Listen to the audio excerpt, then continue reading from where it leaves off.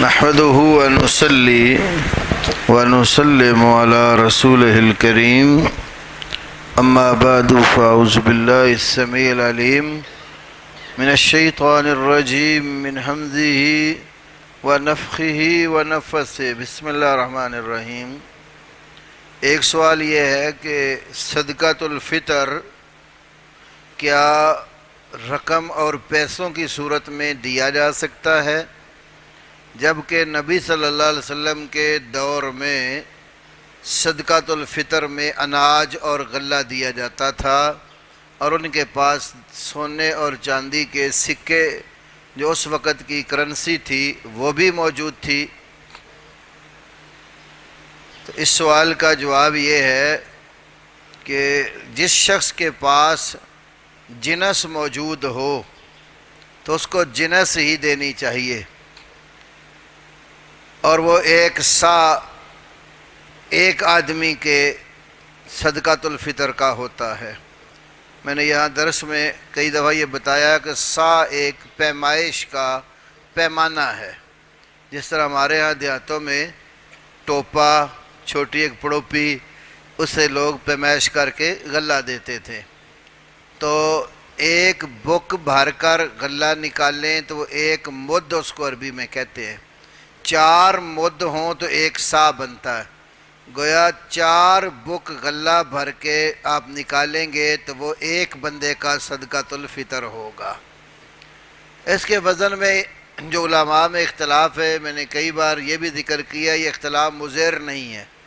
اس کی وجہ یہ ہے کہ جب بندہ ایک بک بھر کر غلہ نکالتا ہے تو ہر بندے کا بک دوسرے کے ساتھ ملتا نہیں، اور پھر جنس جو ہے مختلف ہونے سے بھی وزن بدلتا ہے۔ تو اصل یہ وزن کا پیمانہ ہے ہی نہیں ہے، یہ پیمائش کا پیمانہ ہے۔ تو پیمائش کو جب وزنوں میں لائیں تو فرق ہو جاتا ہے، اس لیے پرانے علماء 2 کلو 2 سیر 11 چھٹانک اور اوپر کچھ سرسائیاں بتایا کرتے تھے۔ پھر کلو گرام آگے اس کی جگہ پر اب 2 کلو 200 گرام کوئی کہہ رہا ہے، کوئی 600 گرام کہہ رہا ہے۔ تو یہ صرف اختلاف کا سبب یہی ہے۔ تو اصل یہ ہے کہ 4 بک بھر کر اپنے گھر سے غلہ مسکین کو نکال دیا تو ایک بندے کا صدقۃ الفطر ادا ہو جاتا۔ جس کے پاس جنس ہو وہ جنس دے، گندم استعمال کرتا ہے گندم دے دے، چاول استعمال کرتا ہے چاول دے دے، جو استعمال کرتا ہے جو نکال دے، کھجوریں استعمال کرتا ہے کھجوریں نکال دے۔ اب دوسرا وہ شخص ہے جس کے پاس جنس موجود ہی نہیں ہے، گھر میں بھی وہ لاتا ہے، جس طرح شہروں میں اکثر ہوتا ہے، ملازم طبقہ ہے، اپنی زمینیں نہیں ہیں، اناج اور غلہ نہیں ہے، روز کا یا ہفتے کا اکٹھا بازار سے لے آتے ہیں، ختم ہو جاتا ہے، پھر اور لے لیتے ہیں، بازار سے خرید کے کھاتا ہے، اپنی کوئی جنس نہیں ہے۔ تو جنس نہ ہونے کی صورت میں اس کا بدل پھر پیسے ہو سکتا ہے۔ پیسے ہونے کی دلیل یہ ہے کہ بخاری، مسلم، دیگر حدیث کی کئی کتابوں میں جہاں جانوروں کی زکوٰۃ کے مسائل بیان ہوئے، بکریوں کی زکوٰۃ، اونٹوں کی زکوٰۃ، گائے کی زکوٰۃ، تو اب ایک شخص نبی علیہ السلام کی طرف سے مقرر ہو کر خطے اور کسی علاقے میں جاتا تھا کہ اس سے زکوٰۃ لے آؤ۔ وہ زکوٰۃ وصول کرنے والا کسی ایسے شخص کے پاس گیا جس کے پاس جانور ہیں اور زکوٰۃ دینی ہے، اور زکوٰۃ میں مثال کے طور پر 3 سالہ جانور زکوٰۃ میں اس کا بنتا ہے، لیکن وہ جانور دینے والے کے پاس 3 سالہ ہے ہی نہیں، یا 2 سالہ ہے یا 4 سالہ جانور ہے، تو پھر کیا ہوگا؟ تو اللہ کے رسول صلی اللہ علیہ وسلم نے فرمایا اگر اس سے 2 سالہ جانور لیتا ہے تو وہ 3 سالہ کی قیمت کا تعین کر لیا جائے اور 2 سالہ کی بھی۔ تو 2 سالہ جانور لیا، بظاہر لینا 3 سالہ تھا، تو یہ چھوٹا ہے، اس کی قیمت بھی تھوڑی ہے، تو اوپر جتنی کمی ہے وہ پیسے دے کر پوری کر دے۔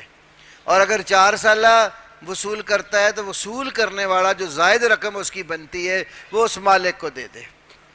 اس حدیث سے یہ بات معلوم ہوتی ہے کہ فرضی زکوٰۃ میں بھی جو چیز وصول کرنی ہو اگر وہ نہ ہو بندے کے پاس تو اس کا بدل کرنسی اور پیسوں کے ساتھ ہو سکتا۔